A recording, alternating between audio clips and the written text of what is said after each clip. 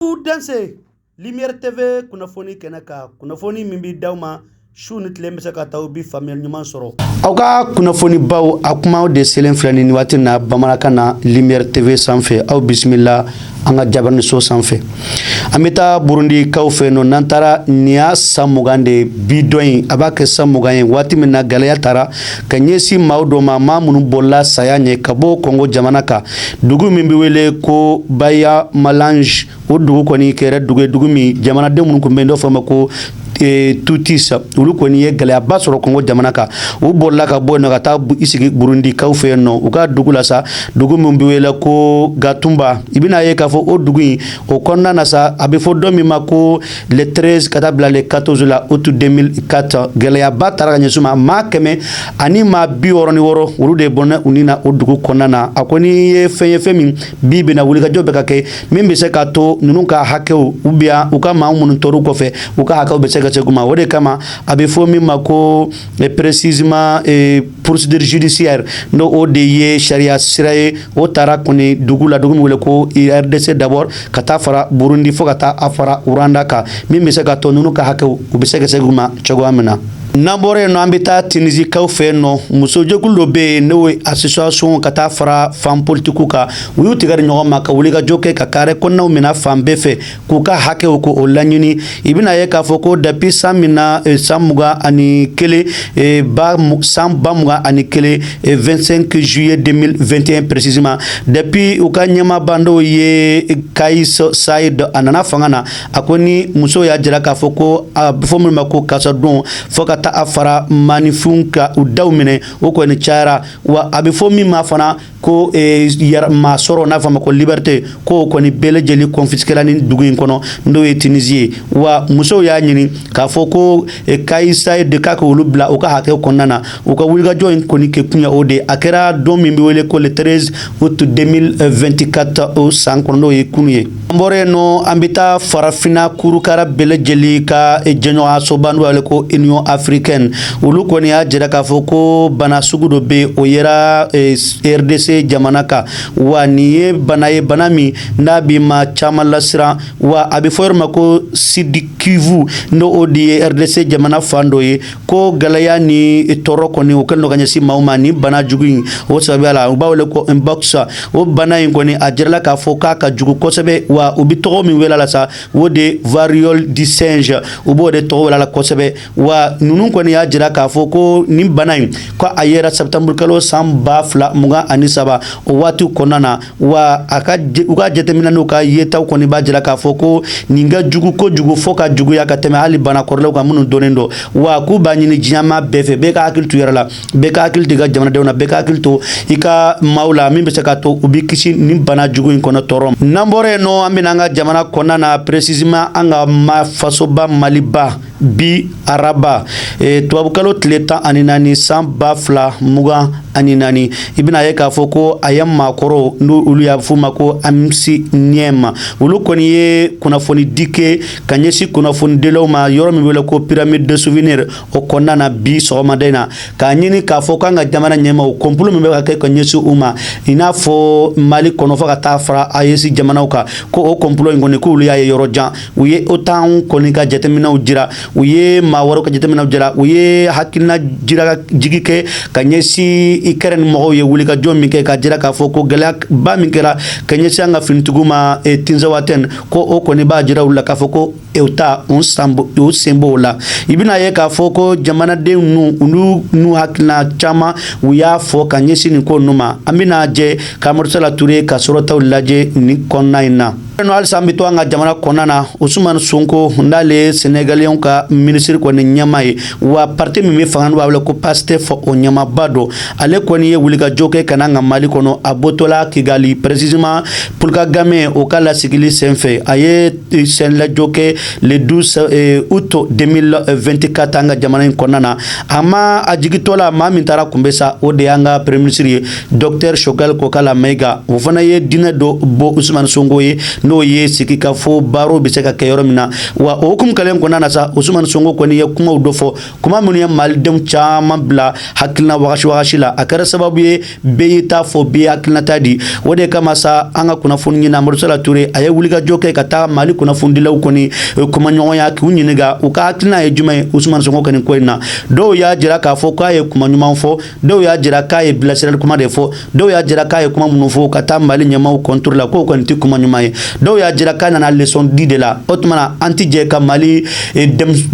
kunnafonidilaw lamɛn nin ko ninnu kan ka taa fara Mali sifinnaka caman kan olu ka miirina n'u ka faamuyali ko in na an ka jɛ k'u lamɛn ɲɔgɔn fɛ. Ousmane Sonko ka nali Mali la a nana an b'a bila cadre mun kɔnɔ balimaya ani sinjiya ani teriya ani sigiɲɔgɔnya ani furuɲɔgɔnya ka d'a kan Sénégal ni Mali i y'a faamu ba kelen fa kelen a bɛ komi Sékou Touré tun y'a fɔ Laginɛ fana ni Mali deux poumons dans un même corps train b'a ni ɲɔgɔn cɛ avion b'a ni ɲɔgɔn cɛ mobili b'a ni ɲɔgɔn cɛ an ka mɔgɔ dɔw furulen don Sénégal ka dɔw furulen don yan n bɛ misali dɔ d'i ma n'i sera Kaolack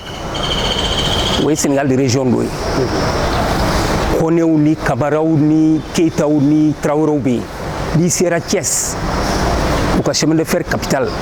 cheminots maliens bɛ yen dɔw retraitera yɛrɛ u sigira Thiès Tambacounda la même chose trop de Maliens sugu dɔw yɛrɛ bɛ yen u b'a fɔ ko Maliens ka sugu ni Ousmane Sonko ka nali a nana bonyamasegin de la ka d'a kan a bɛ gɛrɛnde la waati min na anw y'a dɔn k'a bɛ gɛrɛnde la Maliens dɔw wulila ka Jukɔrɔma don do k'a fɔ ko mun bɛ ka k'a la k'a man ɲi an ka mɔgɔ kalanenba dɔw ye conférence organisée a la dɔw yɛrɛ ye kunnafonidilaw wele ka baro sigi k'a fɔ ko mun bɛ ka kɛ Ousmane Sonko la ko a man kan bon n'o nana Mali la tiɲɛ don u sigira a bɛ kalo dama dama bɔ mais an ka mɔgɔ tɔw tun b'a fɛ u sigira don min o dugusɛjɛ u ka na président Diomaye ani a ka premier ministre Ousmane Sonko u ka président ka programme ka chargelen don premier ministre fana ka programme chargelen don a tun ka d'u ye investiture kɛra don min o dugusɛjɛ u ka na mais i bɛ taa sɔrɔ programme ba de tun bɛ u ka tabaliw kan donc Ousmane Sonko ka nali a nana bonyamasegin de la a yɛrɛ ye kuma dɔ fɔ a hinɛ dɔɔnin la a ko k'an to n ka kaso kɔnɔ Cap Manuel a tun bɛ yen de kɔgɔjida la a ka kaso tun bɛ yen de a ko n ye embargo CEDEAO ka embargo u ma hinɛ u ma makari n y'a condamné k'an to n ka kasobon kɔnɔna la o bɛ mɔgɔ fa dɛ vraiment a hinɛ donna n na a y'o kuma fɔ yɔrɔ min dɔrɔn a hinɛ donna n na a ko k'an to n ka kasobon kɔnɔ Cap Manuel a tun bɛ yɔrɔ min kaso la o ye Cap Manuel de ye a ko n ye embargo n y'a condamné a man kan sariya tɛ bon ne yɛrɛ bɛna mun fara a kan nin kan CEDEAO créera le 18 mai 1975 mai kalo tile 18 san 1975 jɔn de ye CEDEAO sigi n ko sɔrɔsiw de ye CEDEAO sigi ni an ka Alassane ninnu ni Macky Sall ninnu b'a fɔ ko embargo 75 Moussa Traoré